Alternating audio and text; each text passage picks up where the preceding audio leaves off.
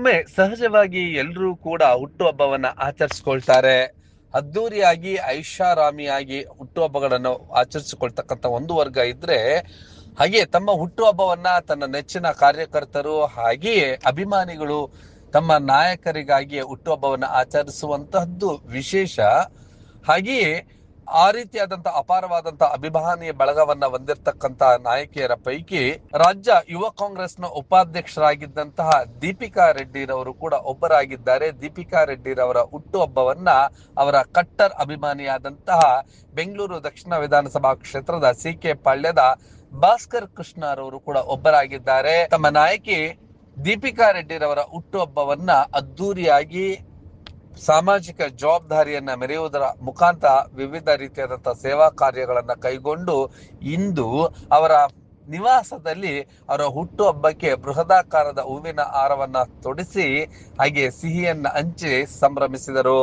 ನೂರಾರು ಸಂಖ್ಯೆಯಲ್ಲಿನ ಭಾಸ್ಕರ್ ಕೃಷ್ಣರವರ ಸ್ನೇಹಿತರು ಅಭಿಮಾನಿ ಬಳಗದವರು ಒಟ್ಟಾಗಿ ಬಂದು ಈ ರಾಜ್ಯದ ಕೆಪಿಸಿಸಿಯ ರಾಜ್ಯ ಉಪಾಧ್ಯಕ್ಷರಾಗಿಯೂ ವಿವಿಧ ರೀತಿಯಾದಂತಹ ಜವಾಬ್ದಾರಿಗಳನ್ನ ನಿರ್ವಹಿಸಿದ ಸುಷ್ಮಾ ರಾಜಗೋಪಾಲ್ ರೆಡ್ಡಿ ಹಾಗೂ ಕಾಂಗ್ರೆಸ್ನಲ್ಲಿಯ ಹಿರಿಯ ಮುಖಂಡರು ಅಂತ ಎನಿಸಿಕೊಂಡಿರುವಂತಹ ರಾಜಗೋಪಾಲ್ ರೆಡ್ಡಿರವರ ಸುಪುತ್ರಿಯಾಗಿದ್ದಾರೆ.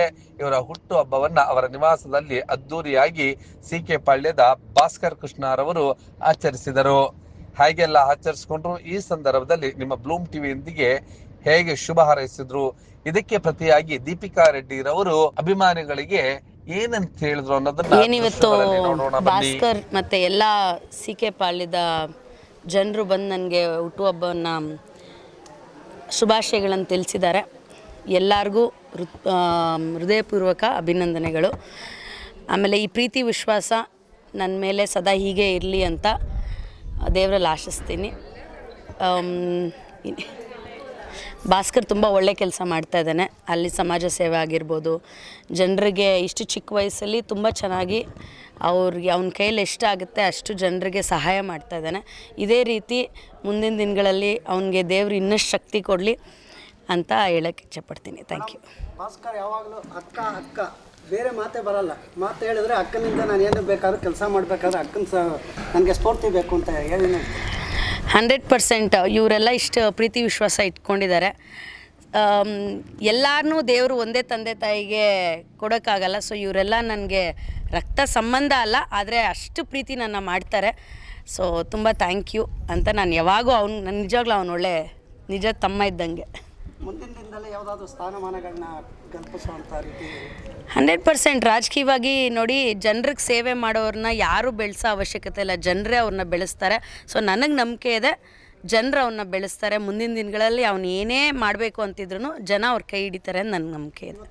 ಹೌದು, ಹೀಗೆ ಪಟಾಕಿಗಳನ್ನು ಸಿಡಿಸಿ ಸಂಭ್ರಮ ಸಡಗರದೊಂದಿಗೆ ರಾಜ್ಯ ಯೂತ್ ಕಾಂಗ್ರೆಸ್ನ ಉಪಾಧ್ಯಕ್ಷರಾಗಿದ್ದಂತಹ ದೀಪಿಕಾ ರೆಡ್ಡಿರವರ ಹುಟ್ಟುಹಬ್ಬವನ್ನ ಅವರ ಅಭಿಮಾನಿಗಳಾದಂತಹ ಭಾಸ್ಕರ್ ಕೃಷ್ಣರವರ ನೇತೃತ್ವದಲ್ಲಿ ಅವರ ನಿವಾಸದಲ್ಲಿ ಆಯೋಜಿಸಲಾಗಿತ್ತು. ನೂರಾರು ಸಂಖ್ಯೆಯಲ್ಲಿನ ಕಾರ್ಯಕರ್ತರು ಅಭಿಮಾನಿಗಳು ಈ ಸಂದರ್ಭದಲ್ಲಿ ಉಪಸ್ಥಿತರಿದ್ದರು.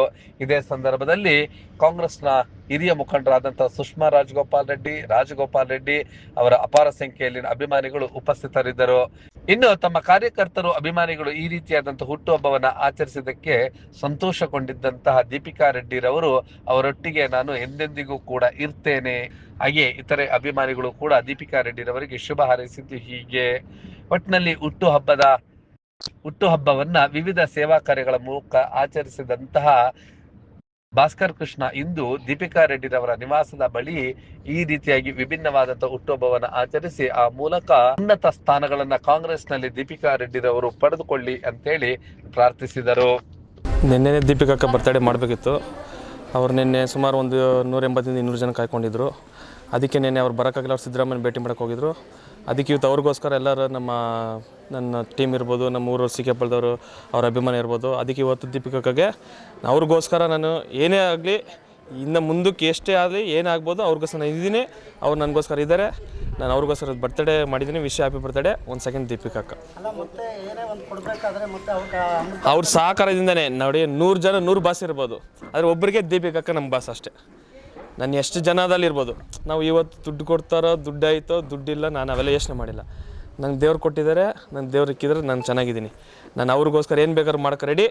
ಇವತ್ತಲ್ಲ ಯಾವತ್ತನ ಅಷ್ಟೇ, ಯಾವಾಗಲೂ ಅಷ್ಟೇ, ಪ್ರತಿ ವರ್ಷ ನಾನು ಹಿಂಗೆ ಮಾಡ್ಕೊಂಡ್ಬರ್ತೀನಿ, ಹಿಂಗೆ ಮಾಡ್ತೀನಿ ಬರ್ತಡೇ. ಇವತ್ತು ಅವರ ಹುಟ್ಟುಹಬ್ಬಕ್ಕೆ ಹೋದ ವರ್ಷ ಸಾಕಷ್ಟು ಲ್ಯಾಪ್ಟಾಪ್ ಎಲ್ಲ ಕೊಟ್ಟಿದ್ದೆ.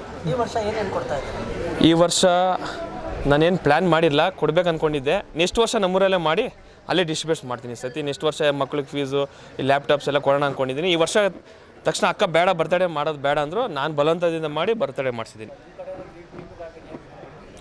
ನನ್ನ ಕಡೆಯಿಂದನಾ. Okay thank you. ವಿಶ್ ಮಾಡೋಕ್ಕಂತ ಬಂದಿದ್ದೀವಿ. ದೀಪಿಕಾಗೆ ಹ್ಯಾಪಿ ಬರ್ಡೇ, ದೇವರು ಚೆನ್ನಾಗಿರಲಿ ಅಂತ ಬಯಸ್ತೀನಿ. ಹಾಂ.